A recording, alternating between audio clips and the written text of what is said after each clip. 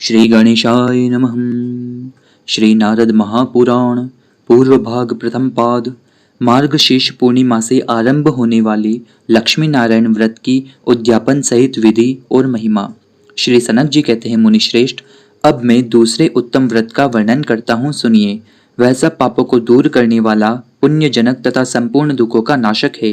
ब्राह्मण, क्षत्रिय, वैश्य, शूद्र तथा स्त्री, इन सबकी समस्त मनोवांछित कामनाओं को सफल करने वाला तथा संपूर्ण व्रतों का फल देने वाला है।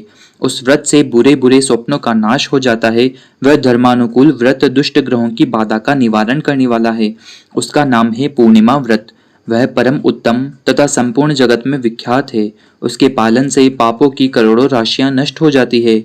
मार्गशीर्ष मास के शुक्ल पक्ष की पूर्णिमा तिथि को संयम नियम पूर्वक पवित्र हो शास्त्रीय आचार के साथ दंत धावन पूर्वक स्नान करें। फिर श्वेत वस्त्र धारण करके शुद्ध होकर मौन पूर्वक घर आवे।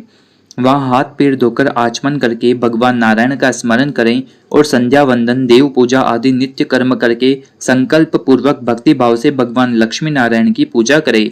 व्रती पुरुष नमो नारायणाय इस मंत्र से आवाहन, आसन तथा गंध पुष्प आदि उपचारों द्वारा भक्ति तत्पर हो भगवान की अर्चना करें और एकाग्रचित हो वह गीत, वाद्य, नृत्य, पुराण पाठ और स्तोत्र आदि के द्वारा भगवान श्री हरि की आराधना करें। भगवान के सामने चौकोर वेदी बनावें जिसकी लंबाई चौड़ाई लगभग 1 हाथ हो। उस पर गृह सूत्र में बताई हुई पद्धति के अनुसार अग्नि की स्थापना करें और उसमें आज्य भागांत होम करके पुरुष सूक्त के मंत्रों से चरु, तिल, घृत द्वारा यथाशक्ति 1, 2, 3 बार होम करें। संपूर्ण पापों की निवृत्ति के लिए प्रयत्न पूर्वक होम करना चाहिए। अपनी शाखा के गृह सूत्र में बताई हुई विधि के अनुसार प्रायश्चित आदि सब कार्य करें। फिर विधिवत होम की समाप्ति करके विद्वान पुरुष शांति सूक्त का जप करे। तत्पश्चात भगवान के समीप आकर पुनः उनकी पूजा करें और अपना उपासना व्रत भक्ति भाव से भगवान को अर्पण करें। पौर्णमास्यां निराहार स्थित्वां देव तवाज्ञया भोक्ष्यामि पुंडरीकाक्ष परे अन्हि शरणं भव। अर्थ, देव पुंडरीकाक्ष, मैं पूर्णिमा को निराहार रहकर दूसरे दिन आपकी आज्ञा से भोजन करूंगा। आप मेरे लिए शरण हो।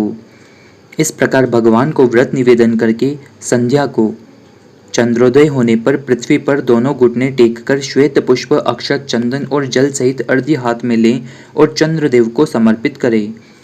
क्षीरोदार्णव संभूत अत्रिगोत्र समुद्भव गृहाणार्घ्यं मया दत्तं रोहिणी नायक प्रभु।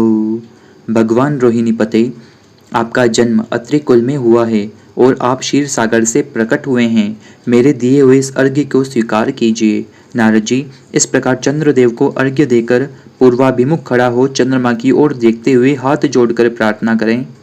नमः शुक्लांशवे तुभ्यं द्विजराजाय ते नमः रोहिणी पतये तुभ्यं लक्ष्मी भ्रात्रे नमोस्तुते। भगवान, आप श्वेत किरणों से सुशोभित होते हैं, आपको नमस्कार है। आप द्विजों के राजा हैं, आपको नमस्कार है। आप रोहिणी के पति हैं, आपको नमस्कार है। आप लक्ष्मी जी के भाई हैं, आपको नमस्कार है। तदंतर पुराण श्रवण आदि के द्वारा जितेंद्रिय और शुद्ध भाव से रात भर जागरण करें, पाखंडियों की दृष्टि से दूर रहें। फिर प्रातःकाल उठकर नित्य नियम विधि का पालन करें। उसके बाद अपने वैभव के अनुसार पुनः भगवान की पूजा करें। तत्पश्चात यथाशक्ति ब्राह्मणों को भोजन करावे और स्वयं भी शुद्ध चित्त हो अपने भाई बंधुओं तथा भृत्य आदि के साथ भोजन करें। भोजन के समय मौन रहें। इसी प्रकार पोष आदि महीनों में भी पूर्णिमा को उपवास करें और भक्ति युक्त हो रोग शोक रहित भगवान नारायण की पूजा अर्चना करें। इस तरह 1 वर्ष पूरा करके कार्तिक की पूर्णिमा के दिन उद्यापन करें। उद्यापन का विधान तुम्हें बतलाता हूँ। व्रती पुरुष एक परम सुंदर चौकोर मंगलमय मंडप बनवावे जो पुष्प लताओं से सुशोभित तथा चंदोवा तथा ध्वजा पताका से सुसज्जित हो। वह मंडप अनेक दीपकों के प्रकाश से व्याप्त होना चाहिए। उसकी शोभा बढ़ाने के लिए छोटी छोटी घंटियों से सुशोभित झालर लगा देनी चाहिए। फिर किनारे किनारे बड़े बड़े शीशे और चवन लगा देने चाहिए। कलशों से वह मंडप घिरा होना चाहिए। मंडप के मध्य भाग में 5 रंगों से सुशोभित सर्वतोभद्र मंडल बनावे। नारद जी, उस मंडल के ऊपर जल से भरा हुआ एक कलश स्थापित करे। फिर सुंदर और महीन वस्त्र से उस कलश को ढक दे। उसके ऊपर सोने, चांदी अथवा तांबे से भगवान लक्ष्मी नारायण की परम सुंदर प्रतिमा बनाकर स्थापित कर दे।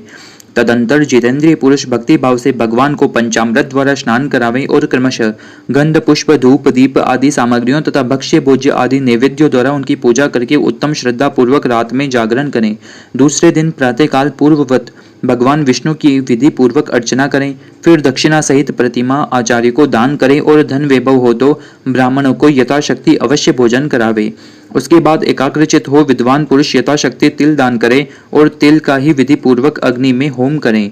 जो मनुष्य इस प्रकार भली भांति लक्ष्मी नारायण का व्रत करता है वह इस लोक में पुत्र पौत्र के साथ महान भोग भोग कर सब पापों से मुक्त होकर अपनी बहुत सी पीढ़ियों के साथ भगवान के वैकुंठ धाम में जाता है, जो योगियों के लिए भी दुर्लभ है। श्री नारद महापुराण की जय।